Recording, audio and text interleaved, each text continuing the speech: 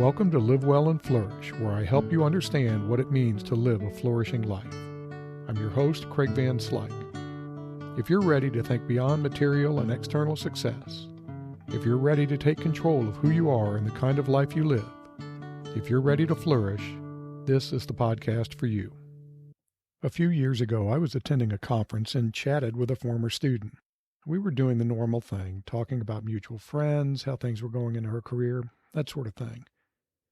Then she reminded me of the hard time I had given her during an oral comprehensive exam. I'd kind of forgotten about the exam, but did remember pushing her pretty hard on one of her answers.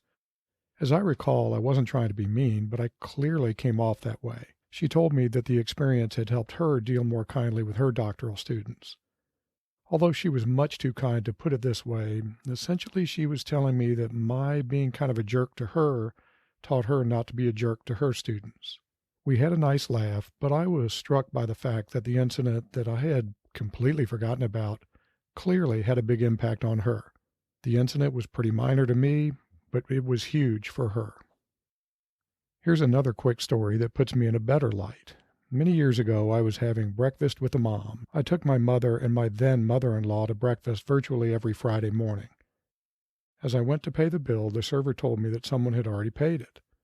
When I asked who, she said it wasn't a regular customer, but that the guy had called her over and asked, "Can I have that table's check?" A long time ago, that man helped me out when I really needed it, and I want to repay the favor. This surprised me since I had scanned the restaurant earlier to see if anyone I knew was there and hadn't recognized anyone. To this day, I have no idea who paid our bill and no idea of what I did to help him. Let's look at how these two incidents are similar. In both, the triggering event was pretty minor to me, almost to the point of being meaningless. However, to the other parties, these were significant, memorable events. The other important similarity is that there was a direct correlation between the extent of kindness I practiced and the effect on the other person. My actions were unkind in the first incident and kind in the second. My unkindness led to the other person viewing the first incident negatively, and in the second case, the person viewed the incident positively. Fortunately, my former student was able to build something good from the negative encounter, to her credit.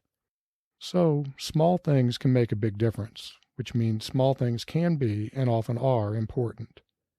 In the next few episodes, I want to explore the power of small things. In this episode, I'll talk about small acts of kindness, which I call micro-kindnesses.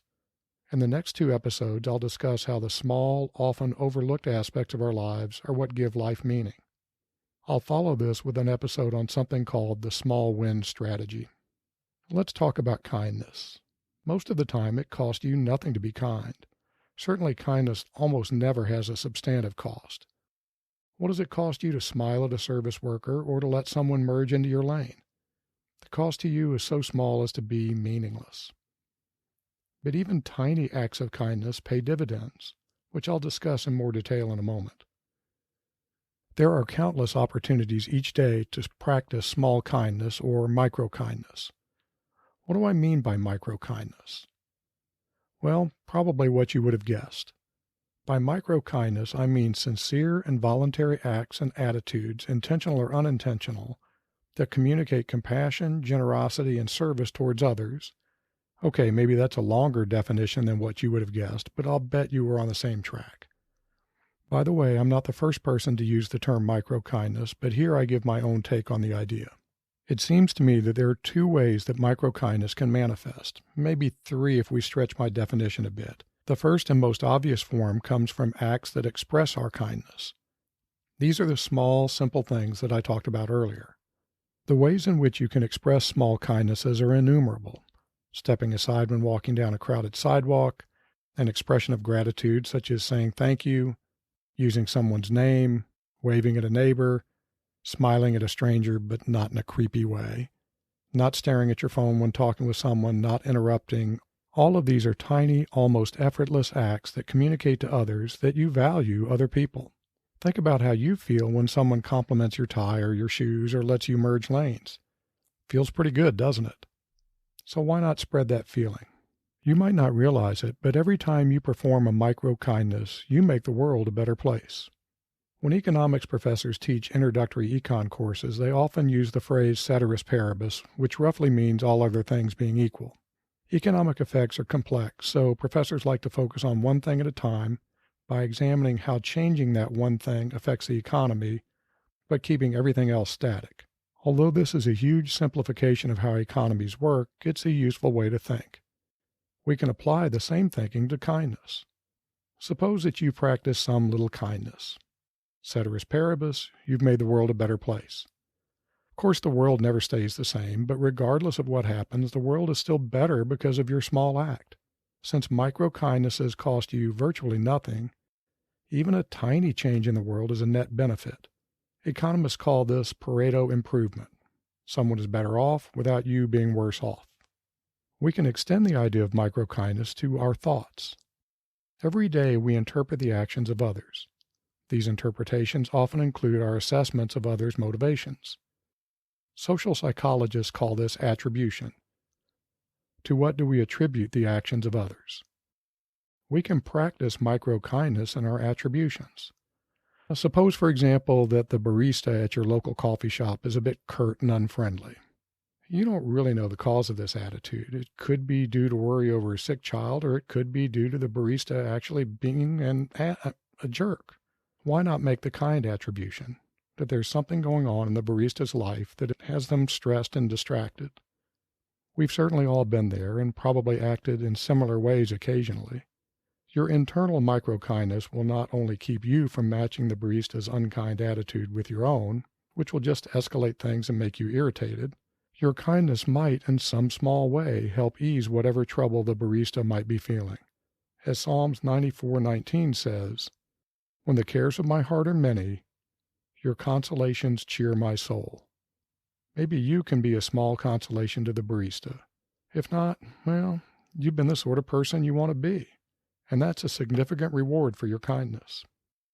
Speaking of rewards, you'll never know the full effects of your little kindnesses. The ripple effect is real. Your small kindness may lead the object of your kind act to act similarly. There's actually a thing called emotional contagion, which means that our emotions have a direct effect on the emotions of others. I'll do an episode on that sometime soon. Kindness can be contagious. So your little micro-kindness can spread from person to person in a far-reaching ripple of kind acts. Or maybe not. Maybe you'll just have a tiny effect on one person. But for something that cost you virtually nothing, that's enough. Even without that effect, you've still lived according to the virtue of kindness and, as a result, have flourished. There's actually academic research to support the positive effects of performing acts of kindness on well-being. Performing acts of kindness improves the well-being of the person performing the act. So, any way you look at it, small acts of kindness are good for the world and good for you. Earlier, I said that there are 3 effects of micro-kindness if you stretch my definition. The third is self-micro-kindness. As the saying goes, we're often our own worst critic.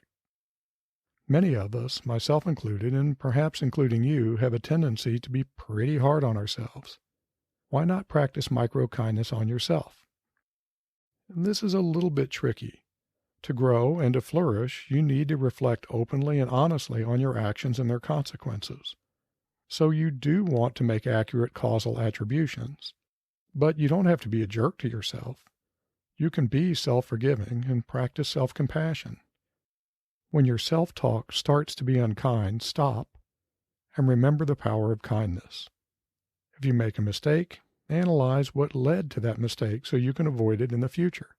But don't beat yourself up over it. Keep your focus on improving and on who you are and who you will be, not on who you were. The past is past. Reflect, make adjustments, and move on. Before moving on to the 3 things you can do this week to practice micro-kindness, I want to remind you about Aristotle's practice, habit, being process of flourishing, which I discussed in detail in the last episode. If you consciously practice kindness, large and small, then over time, kindness will become a habit.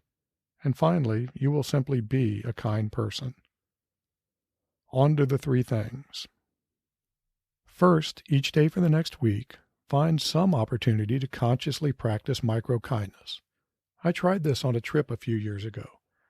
It was a long, grueling trip, but during the trip I made it a point to be kinder and more considerate to the service workers I met. Service workers often have really tough jobs, so I resolved to make their jobs just a little better. These were tiny things. Asking the taxi driver how his day had been, smiling and using the hotel desk clerk's name when thanking her. These were all tiny, almost effortless acts. But they brought results. That brings us to number 2. When performing your micro-kindnesses, pay attention to the other person's reaction. I did this in my little kindness experiment. When I consciously acted kindly, I noticed the other people brightening just a little. The reactions were nothing big, just a smile or a brightening in their eyes. The effects of your kindness may be small, but if you pay attention, you'll notice them. These small differences act as confirmation of your effect on the world and provide a sort of incentive to keep acting kindly. Third, when you feel yourself engaging in critical self-talk, remember that being kind also extends to self-kindness. Move from negative self-talk to evaluative, growth-oriented self-talk. Keep who you want to be in sharp focus and emphasize the growth opportunity in making mistakes. Analyze the triggers that caused you to act in an unproductive or unvirtuous way. Resolve to act differently in the future. Every day we're faced with countless opportunities to act kindly or to be a jerk. Choose the kindness route. Remember, it is within your power to make the world a better place. I'll leave you with a quote from me. If you want to make the world a better place, be a better person.